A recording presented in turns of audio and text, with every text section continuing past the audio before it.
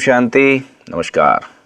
स्वागत, बहुत सारा स्वागत। इन्हीं आँखों से स्वागत जिसकी हम बातें कर रहे हैं, और उन आँखों को सलाम जो सलामती के साथ हमारा प्रोग्राम देख रही हैं। उम्मीद है कि स्वस्थ आँखों से आप हमारा प्रोग्राम देख रहे होंगे, और पिछले एपिसोड्स में आप लोगों ने जो जो चीज़ें देखी हैं, अगर आपको वो सब समस्याएं हैं तो आपने अपने नज़दीकी डॉक्टर से या अपने फैमिली डॉक्टर से आपने ज़रूर परामर्श किया होगा, नेत्र विशेषज्ञ को आपने दिखाया होगा। क्योंकि हम आपको जो सलाहें दे रहे हैं वो सिर्फ ऐसी नहीं है कि सिर्फ सलाहें दे रहे हैं, हम चाहते हैं कि आप उस पर अमल करें। हमारे पास एक जाने माने नेत्र विशेषज्ञ डॉक्टर विशाल भटनागर मौजूद हैं, जो इस पूरी सीरीज़ में हमारे साथ लगातार बने रहेंगे। विषय रहेगा हमारी आँखें। हमने पिछले एपिसोड में कैटरेक्ट पर बात की थी, एक नए विषय के साथ। डॉक्टर भटनागर हमारे साथ मौजूद हैं। जी डॉक्टर साहब, ओम शांति। ओम शांति। कैसे हैं सर आप?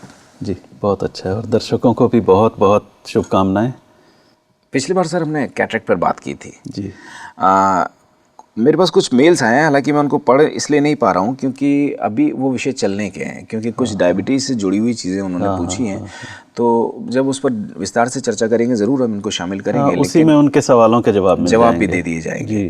पिछली बार आपने आखिर में कहा था कि हम डायबिटिक रेटिनोपैथी पे बात करेंगे जी, तो आज वहाँ से शुरू करते हैं सर। तो लास्ट एपिसोड में हमने एज रिलेटेड मैकुलर डिजनरेशन और कैटरेक्ट, ये दो कंडीशंस हमने कवर की थी। 6 कंडीशन हम कवर करना चाहते थे जी, जो WHO ने हमारे देश के लिए स्पेशल तौर पे बताई हैं।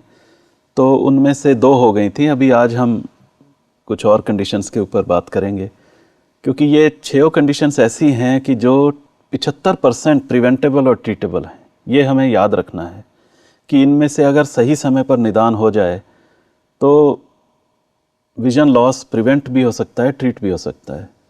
तो उसके लिए जागरूकता जरूरी है। सिर्फ डॉक्टर की जागरूकता से काम नहीं चलेगा। लोगों में भी जागरूकता होनी चाहिए कि सही समय पर जाकर अपनी जांच करवा लें और इलाज करवा लें। वैसे भी डॉक्टर साहब, हमारे प्रोग्राम का मकसद भी यही, उद्देश्य भी यही है कि सिर्फ दवाइयाँ बता करके प्रिस्क्राइब कर देने से हम लोग पेपर पर प्रिस्क्राइब करते हैं और हम स्क्रीन पे प्रिस्क्राइब कर रहे हैं, लेकिन उससे मतलब नहीं है। उससे मतलब नहीं है। हम चाहते हैं कि लोग इन बीमारियों के बारे में, आँखों के पार्ट्स के बारे में जानें, बारीकी से जानें, और जो फ्यूचर में जो उनको नुकसान होने वाले हैं उससे वो बचें। हाँ, और बचें भी। और इसमें प्रोग्राम में जो भी कुछ बताया जा रहा है उसको अपने आप ही ना करना शुरू करें, जाके डॉक्टर से जांच करा के उसकी राय पर करें। सबसे मेन चीज़ है कि इस प्रोग्राम का उद्देश्य यह है कि जल्दी कैसे वो पता लगा सकते हैं कि उनको कुछ तकलीफ़ है, पता लगने के बाद अपने आप ना इलाज करें। क्योंकि आप जिस तरह से बता रहे हैं, हर बीमारी के पहले उसके संकेत बता रहे हैं, चेतावनी बता रहे हैं, जिसको आप सिम्टम्स कहेंगे वो बता रहे हैं। तो ये सारी तो उनको पहचान लें और फिर उसके बाद इलाज करवा लें। जी देखिए, डायबिटीज़ हमारे देश में बहुत कॉमन है।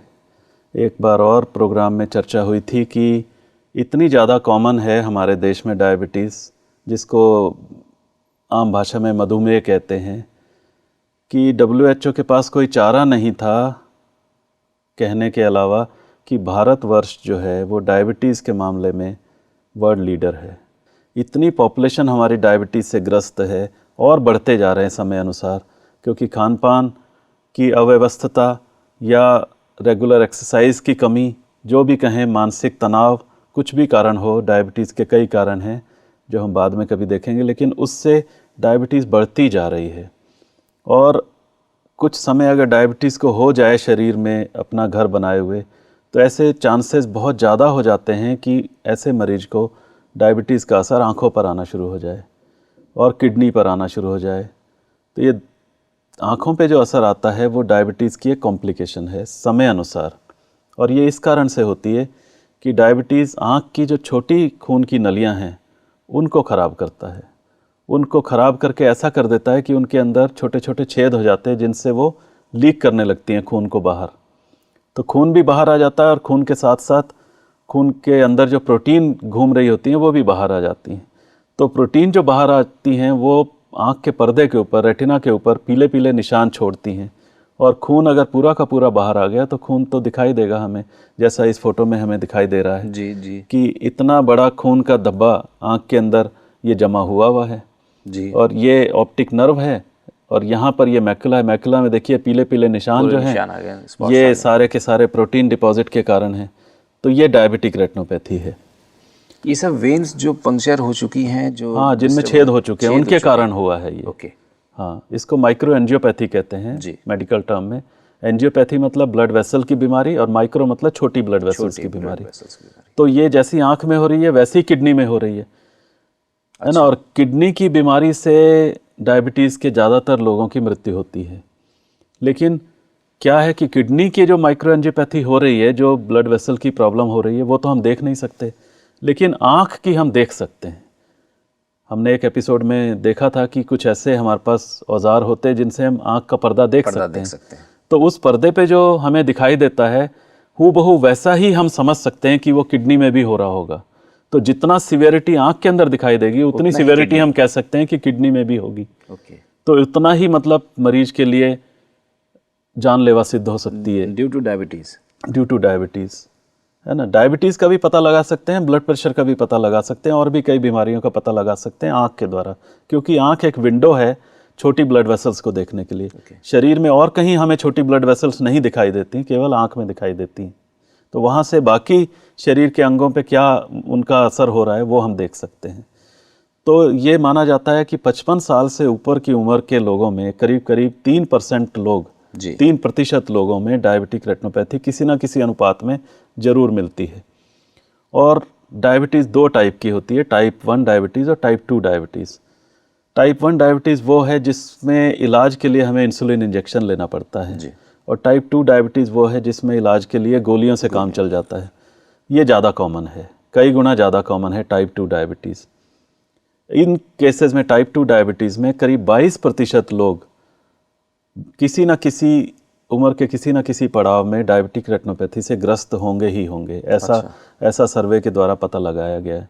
और ये भी पता लगाया गया है कि अगर किसी को 15 साल से ज़्यादा हो गए डायबिटीज़ हुए हुए, तो हर 4 में से 3 लोगों में किसी न किसी प्रोपोर्शन में डायबिटिक रेटिनोपैथी होगी ही होगी। यानी 75% लोगों में 15 साल के बाद डायबिटीज़ होने के जरूर ही जरूर डायबिटिक रेटिनोपैथी मिल जाएगी। हम पता लगा सकते हैं। और टाइप 1 डायबिटीज़ में ये सारे अनुपात और बढ़ जाते हैं, वो और ज़्यादा खतरनाक है। अब देखें ये डायबिटिक रेटिनोपैथी में लोगों को दुनिया कैसी दिखाई देती है। इस फोटो के द्वारा हम ये दिखाना चाह रहे हैं कि डायबिटिक रेटिनोपैथी के केसेस को कैसा दिखाई देता है। जो चीज़ पर ध्यान देना है वही चीज़ उन्हें नहीं दिखेगी, क्योंकि मैकुला के अंदर वो पीले पीले निशान हमने देखे, जो स्पॉट्स बन गए, मैकुलोपैथी या मैकुलर डिजनरेशन होगी डायबिटीज़ के कारण। तो ऐसे मरीज को दुनिया में कुछ भी अच्छा नहीं दिखाई दे रहा है। जो भी चीज़ वो देखना चाह रहा है खासतौर से वही नहीं दिख रही है। आसपास की चीज़ें आजू बाजू की दिख रही हैं, लेकिन जो चीज़ वो देखना चाह रहा है वो नहीं दिख रही है। तो ऐसे लोगों को बहुत ज़्यादा इससे डिस्टर्बेंस होती है। अब थोड़ी सी फंक्शनल इम्प्लीकेशन की, ऐसे मरीज क्या उनको सबसे ज़्यादा चीज़ें परेशान करती हैं। एक तो उनको किसी भी चीज़ की फाइन डिटेल्स नहीं दिखाई देती। किताब पढ़ना चाहते हैं तो वो नहीं दिखाई दे रही, टीवी देखना चाह रहे हैं तो जो सबसे ज़रूरी है वो चीज़ नहीं दिखाई दे रही, घड़ी देखना चाह रहे हैं तो सारा कुछ दिख रहा है, हाथ दिख रहा है, सब कुछ दिख रहा है, घड़ी नहीं दिख रही। अब टाइम कहाँ से देखेंगे वो। और दूसरा जो बहुत परेशान करती है, जैसे जैसे ब्लड शुगर का लेवल ऊपर नीचे होता है शरीर के अंदर, ऐसे ऐसे उनकी विजन भी ऊपर नीचे होती है। कभी उन्हें बहुत अच्छा दिखाई देता है जब शुगर लेवल कंट्रोल है, और जब शुगर लेवल अनकंट्रोल हो जाता है, बढ़ जाता है, तो नज़र भी बहुत कम हो जाती है। इसको बोलते हैं फ्लक्चुएशन इन विजन। ये बहुत कॉमन है उनके अंदर। दिन के किसी समय अच्छा दिखता है, किसी समय अच्छा नहीं दिखता है। फिर सारी नज़र उनकी ब्लर्ड है, हेजी है, इसी कारण से कि मैकुला ख़राब हो गया। सिर्फ मैकुला ही ख़राब नहीं होता है डायबिटीज़ में, हम डायबिटीज़ के बारे में चर्चा करेंगे। उनकी लेंस के अंदर भी पानी भर जाता है, लेंस भी क्लाउडी हो जाता है, उनका जो कॉर्निया है वो भी क्लाउडी हो जाता है। उस कारण से भी हर विजन उनकी ब्लर्ड हो जाती है, हेजी हो जाती है। ख़ास तौर से कम रोशनी में, जैसे रात के समय, शाम के समय दिखने में और ज़्यादा परेशानी महसूस होती है। और जैसे कैटरेक्ट के केसेस में हमने देखा था कि सामने से आने वाली गाड़ियों की हेडलाइट उन्हें परेशान करती है ग्लेयर के कारण, वही चीज़ इनमें भी होती है। ग्लेयर और तेज़ लाइट उनको बहुत डिस्टर्ब करती हैं, और किसी भी चीज़ को फोकस करके देखने में इनको बहुत परेशानी होती है, क्योंकि फोकस करने का काम लेंस का है। लेंस के अंदर पानी भरा होगा तो कैसे फोकस होगा, फोकस नहीं हो पाता है। अब देखिए जो महत्वपूर्ण बात है वो इस स्लाइड में हमने इंक्लूड करी है कि इसका भी early detection and timely treatment is most essential. अब अगला पॉइंट जो है वो हमारे चेतना को इतनी जागृत कर दे, जितने लोग भी सुन रहे हैं, कि 98% सीवियर विजन लॉस जो डायबिटिक रेटिनोपैथी के कारण होना था, वो 98% तक हम बचा सकते हैं। समय अनुसार उसकी जांच हो जाए और समय अनुसार उसका इलाज हो जाए, डायबिटीज़ का level, blood sugar level control हो जाए, और जो आँख में तकलीफ़ हो सकती है उसको हम किसी न किसी तरह से लेज़र के द्वारा या और किसी इलाज के द्वारा ठीक कर दें, तो 98% तक सीवियर विजन लॉस बच सकता है। समय पर उपचार यानी इसकी रोकथाम कर सकते हैं। हाँ बिल्कुल, समय पर उपचार, क्योंकि डायबिटीज़ होती है तो आमतौर पर लोगों को ब्लड प्रेशर भी होता है, आमतौर पे कोलेस्ट्रॉल भी बढ़ा रहता है, उन सब का लेवल को ठीक कर दें तो डायबिटीज़ का कंट्रोल बहुत अच्छा हो जाता है और उससे सीवियरिटी कम हो जाती है।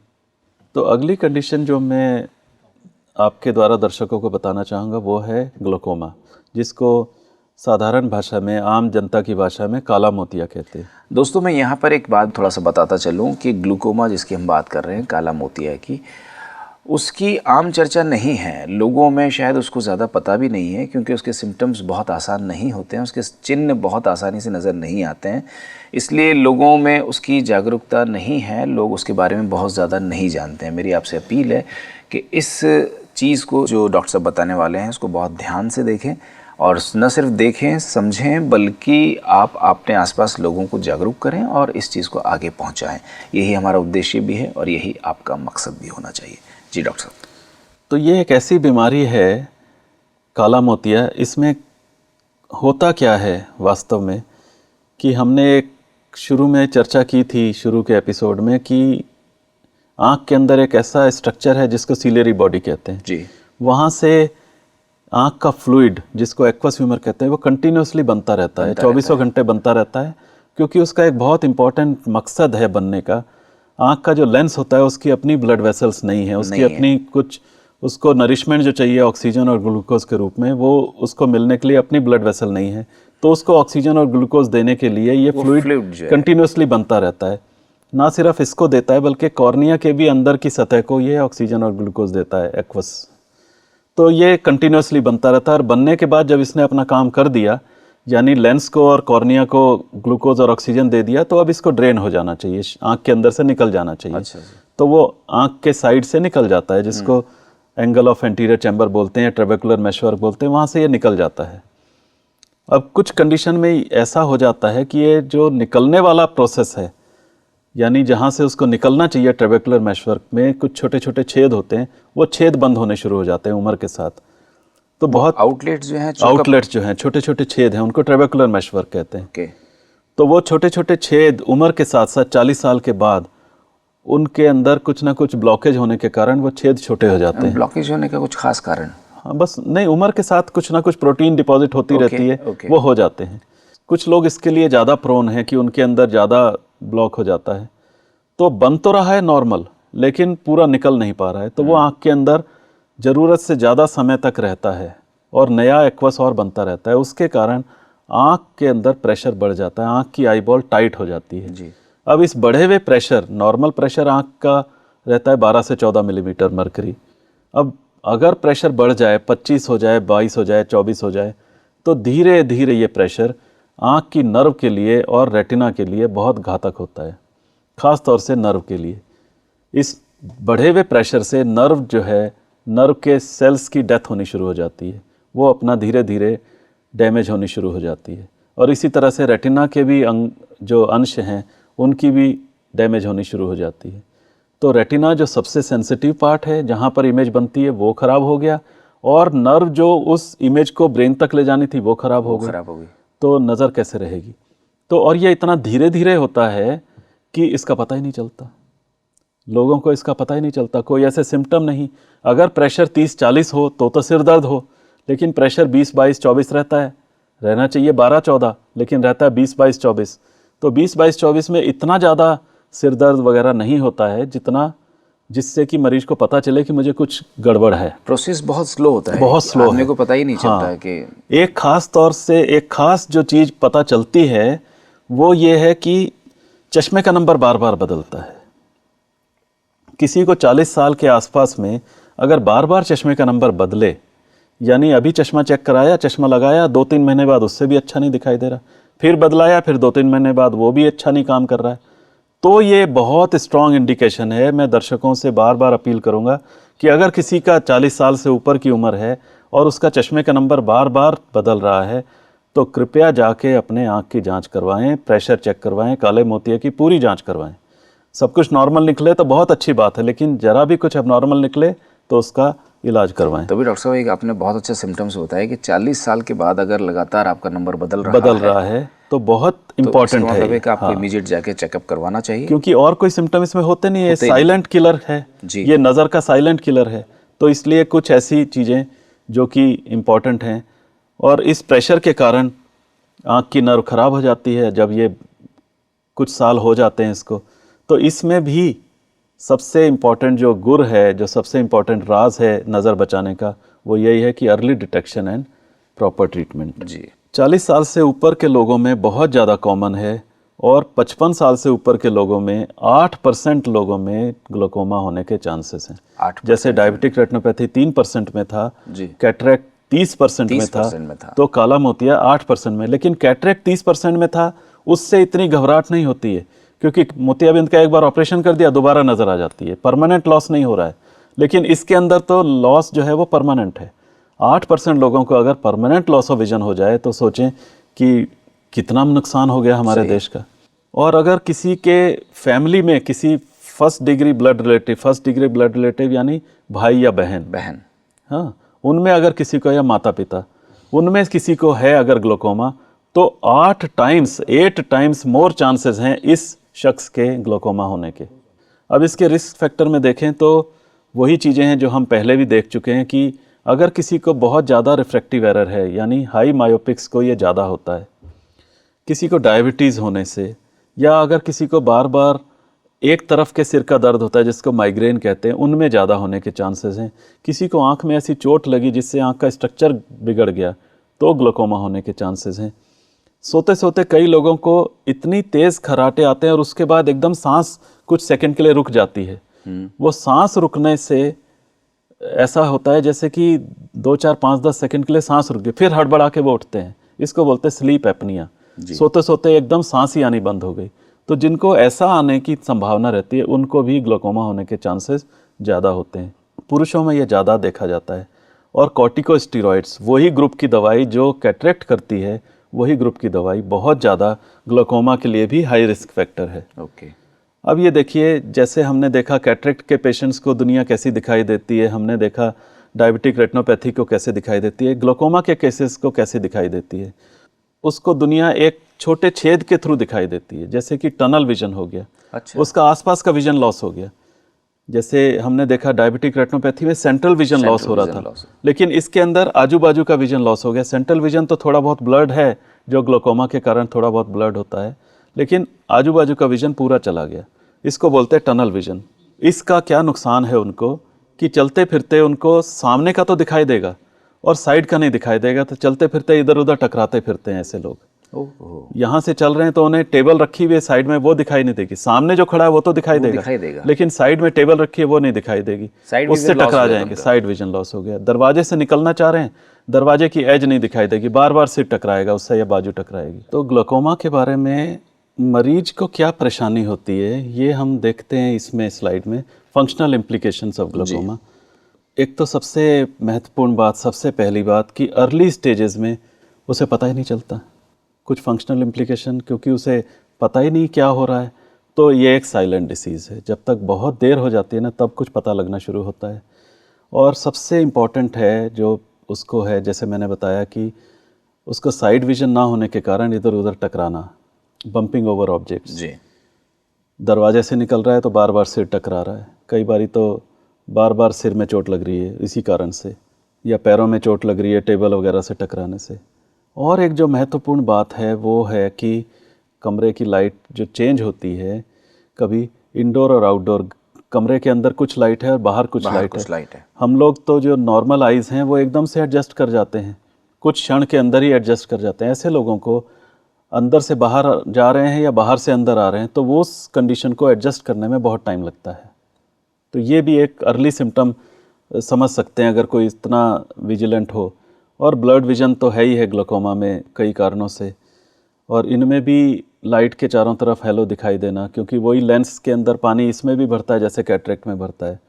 इनको भी सीढ़ियों के स्टेप्स की एज नहीं दिखाई देती हैं। और ये भी एक ज़रूरी बात है समझने की कि 40 साल के बाद ही ग्लोकोमा होता है, 40 साल के बाद ही कैटरेक्ट होता है। कैटरेक्ट और ग्लोकोमा बहुत परसेंटेज ऑफ केसेस में कंबाइंड होता है। जिस पेशेंट को कैटरेक्ट है उसी को ग्लोकोमा है। अच्छा। अब दोनों के असर कंबाइंड होके मरीज के लिए तो बहुत घातक हो जाते हैं। जी जी जी। बहुत बार हमें कंबाइंड ऑपरेशन करना पड़ता है एट ए टाइम। ऐसा हो जाता है लेकिन बहुत बार होता है। Combined 10 operation? हाँ, कंबाइंड ऑपरेशन हो जाता है। कैटरेक्ट भी निकाल देते हैं एक ही ऑपरेशन में। दो ऑपरेशन का खर्चा और मेहनत क्यों लगाई जाए। एक ही ऑपरेशन में कैटरेक्ट का भी ऑपरेशन कर देते हैं और ग्लोकोमा का भी कर देते हैं। अब ट्रीटमेंट पर अगर आया जाए ग्लोकोमा की, तो इसका सबसे इम्पॉर्टेंट, इसका भी कीवर्ड वही है अर्ली डिटेक्शन। जैसे और बीमारियों में हमने देखा अर्ली डिटेक्शन, क्योंकि इसमें भी वही कारण है कि लॉस ऑफ विजन हो रहा है रेटिना के डैमेज के कारण और ऑप्टिक नर्व के डैमेज के कारण। जो भी नर्व टिश्यू एक बार डैमेज हो गए बस वो हो गए, वो वापस नहीं आ सकते, उनकी रीजनरेशन नहीं होती। तो lost vision can not be recovered. इसलिए कीवर्ड है अर्ली डिटेक्शन। जितना जल्दी डिटेक्ट होगा उतना ट्रीटमेंट अर्ली हो सकेगा और उतना ठीक रहेगा मरीज को। और क्योंकि ये एसिम्टोमेटिक है, अर्ली स्टेजेस में तो कोई सिम्टम्स ही नहीं होते हैं जी, तो इसलिए रेगुलर चेकअप समय अनुसार कराते रहें तो पता चल जाता है। और एक बात है ग्लोकोमा के इलाज के बारे में जो मैं दर्शकों तक पहुंचाना चाहूँगा आपके माध्यम से, कि ग्लोकोमा में जो दवाइयाँ डालते हैं ना, पहला ट्रीटमेंट इसका मेडिकल ट्रीटमेंट यानी दवाई से कंट्रोल करते हैं। वो दवाइयाँ थोड़ी महंगी हैं। जो लेटेस्ट दवाइयाँ हैं वो काफ़ी महंगी हैं। अच्छा। उसमें मतलब 1 महीने के इलाज का खर्चा मरीज को 500-700 रुपये, 1000 रुपये तक आ सकता है। ओके। तो कुछ लोग शुरू में तो जोश में होते हैं, पता चलता है तो इलाज शुरू कर देते हैं। बाद में इतना खर्चा वो अफोर्ड नहीं कर पाते और बीच में छोड़ देते हैं। इसको बोलते हैं कंप्लायंस। तो बहुत पुअर है कंप्लायंस ग्लोकोमा के केसेस में। ऐसा देखा गया है कि 1/3 लोग थोड़ा बहुत ठीक हो गए उसके बाद छोड़ देते दवाई। वो और ख़तरनाक है। यानी इसका एक कोर्स होगा, वो कंप्लीट आपको करना ही लाइफ लॉन्ग लेनी है दवाई। कोर्स नहीं, ये तो लाइफ लॉन्ग है। कंडीशन तो इम्प्रूव होने वाली नहीं। जो ट्रेबेकुलर मेशवर्क में जो छेद छोटे हो गए वो कैसे ठीक होंगे। अगर किसी को दवाई बंद करनी है तो एक ही उसके पास विकल्प है कि वो ऑपरेशन करा ले। अच्छा। हाँ, और कोई विकल्प ही नहीं। लाइफ लॉन्ग ट्रीटमेंट है इसका। ये एक ऐसी कंडीशन जिसका लाइफ लॉन्ग ट्रीटमेंट है। तो हर महीने 1000 रुपये खर्च करना लाइफ लॉन्ग, तो बहुत से मरीज बीच में छोड़ जाते हैं। अब और एक इम्पॉर्टेंट कंडीशन जिसको रिफ्रैक्टिव एरर कहते हैं। ऐसा माना जाता है कि 20 से 25% पॉपुलेशन को चश्मे की रिक्वायरमेंट है। चाहे वो बच्चा हो, चाहे वो मिडिल एज का हो, चाहे वो बड़ी उम्र का हो। तो इन सारी कंडीशंस को जिनमें फोकस, किसी भी ऑब्जेक्ट का फोकस या इमेज रेटिना पर शार्प नहीं बनती, उसको बोलते हैं रिफ्रैक्टिव एरर। फोकसिंग अगर ख़राब हो गई या आँख की लंबाई बड़ी या छोटी हो गई तो फोकसिंग प्रॉपर जगह पर नहीं हो पाती है। तो उस कारण से रिफ्रैक्टिव एरर, जिसके सभी को पता भी होगा कि निकट दृष्टि, दूर दृष्टि और एस्टिग्मेटिज्म, ये हैं इनके कारण। तो ये देखा गया है कि ये सबसे कॉमन कॉज है विजुअल इम्पेयरमेंट का। कम दिखने का सबसे इम्पॉर्टेंट कॉज है। और 40 साल से ऊपर करीब 20% लोगों को रिफ्रैक्टिव एरर होने की संभावना है। और ये अच्छे से करेक्ट हो जाता है या तो चश्मा पहनने से, या तो कॉन्टैक्ट लेंस पहनने से, या तो तीसरा जो आजकल लेसिक सर्जरी वगैरह होती है उससे भी हो जाता है। तो लेकिन पता तो चले ना पहले, तभी तो इलाज होगा। अब जैसे हमने और केसेस में देखा कि उनको अलग अलग बीमारियों वाले पेशेंट को दुनिया कैसी दिखाई देती है, रिफ्रैक्टिव एरर वालों को देखें तो सब चीज़ें धुंधली हैं। अब रिफ्रैक्टिव एरर के ट्रीटमेंट में हमने पहले भी डिस्कस किया कि ग्लासेस, कॉन्टैक्ट लेंस और रिफ्रैक्टिव सर्जरी, लेज़र सर्जरी, ये है। अगर किसी को इतनी ज़्यादा आँख में तकलीफ़ हो गई कि बहुत ही कम दिखाई दे रहा है तो उनके लिए लो विजन एड्स हैं। अब मैं आपके माध्यम से दर्शकों से ये पूछना चाहता हूँ कि इसमें जो कुछ दिया हुआ है वो क्या उन पर लागू होता है। तो मैं ये कुछ क्वेश्चंस रख रहा हूँ या कुछ ऐसी सिचुएशंस रख रहा हूँ दर्शकों के सामने, वो खुद इवैल्यूएट करें कि क्या वो ऐसी आई इमरजेंसी से जूझ रहे हैं या उनका कोई पास पड़ोस वाला कोई ऐसी जूझ रहा है आई इमरजेंसी से जिसके लिए तुरंत इलाज की ज़रूरत है, तुरंत जांच की ज़रूरत है। तो उसमें पहली चीज़ है कि क्या कुछ जो सिम्टम्स आए हैं आँख में, क्या वो सडनली आए हैं जैसे हमने एक एपिसोड में 6 ऐसी कंडीशन देखी कि तुरंत विजन लॉस हो गया, तो उसमें तो देर करने की संभावना ही नहीं। क्या ये सिम्टम्स जो आए हैं, विजन जो ख़राब हुई है, क्या ये सीवियर है, बहुत ज़्यादा बर्दाश्त के बाहर है? क्या हेडेक वगैरह जो है वो बहुत ज़्यादा है? क्या विजन लॉस टू मच हो गई है? क्या आँख में कोई इंजरी हुई है? क्या पेन बहुत ज़्यादा है आँख में जी, या कुछ ऐसे सस्पिशियस सिम्टम्स हैं जो लाल घेरे में डाले गए हैं? ये रेड लाइन सिम्टम्स हैं, ये सस्पिशियस सिम्टम्स जो कि शो करते हैं कि किसी ना किसी रूप में सीवियर प्रॉब्लम है। अब ये कंडीशंस ऐसी कुछ हैं जो आगे स्लाइड पे आपको दिखाई दे रहे हैं कि अगर ये कंडीशन किसी को हो तो बिना समय नष्ट किए तुरंत अस्पताल में जाना है। जैसे एक आंख में या दोनों आंखों में टोटल विजन लॉस हो जाए, अब समय वेस्ट करने का समय ही नहीं है, जितना जल्दी हो सके उतना जाना है। क्या आंखों के सामने कोई पर्दा सा गिर रहा है, curtain falling in front of the eye, जो कि रेटिनल डिटैचमेंट का द्योतक है? ऐसी कंडीशन है तो जैसे कपड़े पहने हों, जैसा हालत हो, उसी में तुरंत अस्पताल जाएं। क्या किसी को डबल विजन आ रही है, एक जो चीज़ें एक एक दिखनी चाहिए दो दो दिख रही हैं? क्या आँख के अंदर कोई ऐसी ज़बरदस्त चोट लग गई है, कोई रोड एक्सीडेंट हो गया है, चोट लग गई, किसी ने कुछ मार दिया आँख में? क्या आँख में सीवियर पेन है या आँख के चारों तरफ सूजन आ गई हो? तो ऐसे कंडीशंस में तुरंत जाना है। और अगर कोई आँख में नया सिम्टम आया हो 2 दिन के अंदर अंदर, जैसे विजन ब्लर्ड हो गई हो, आँख लाल हो गई हो, एक आँख लाल हो गई हो, या आँख के अंदर कुछ गिर गया हो, तो ऐसी कंडीशन में उसी दिन हमें जितना जल्दी से जल्दी हो सके चेकअप अस्पताल जाना है। अब ये कुछ कंडीशंस हैं जिनमें एक आध दिन रुक सकते हैं, एकदम भागने की ज़रूरत नहीं है, इमरजेंसी नहीं है। अगर 2 दिन से ज़्यादा सिम्टम्स हैं, जैसे कि थोड़ी बहुत कम दिख रहा है, थोड़ी बहुत आँख में लाली है, थोड़ी बहुत आँख में खुजली है, कुछ थोड़े बहुत आँख में धब्बे धब्बे दिखाई दे रहे हैं, फ्लोटर्स दिखाई दे रहे हैं, तो इसमें एक आध दिन के अंदर जाके चेकअप करवा लें। अगर आँख में कुछ केमिकल गिर गया हो तो क्या करें, इसके बारे में हम डिटेल में भी चर्चा करेंगे ज़रूर। लेकिन एक ही बात दर्शकों तक पहुंचाना चाहता हूं कि आँख को जितना हो सके आँख को धोएं, बहते हुए पानी में धोएं, 15 मिनट तक धोएं, कोई दवाई ना लगाएं, और अगर कॉन्टैक्ट लेंस पहने हो तो वो निकाल दें। किन केसेस में हमें अस्पताल में लेकर जाना ही है मरीज को? जैसे जिन मरीजों को दर्द है, उनको रोशनी में आँख नहीं खुल रही है, उनको बहुत ज़्यादा अब नज़र ख़राब हो गई है, या जिनको एक आँख लाल है, जिनको पुरानी कोई बीमारी वापस आ गई है, पुरानी लाली थी आँख में, ठीक हो गई थी, फिर से वापस आ गई, या कोई और सिम्टम उनको था वो अब वर्स हो गया है, जितना दिखता था उससे भी ज़्यादा ख़राब दिखने लगा है जी। तो ऐसी कंडीशंस में ज़रूर अस्पताल चक्कर लगाना चाहिए। अगर इतना हम ध्यान रखेंगे तो आने वाली जो मुसीबत है उससे ज़रूर थोड़ा बहुत छुटकारा मिलेगा और ज़्यादा चांसेस होंगे कि डॉक्टर अच्छा इलाज कर सके।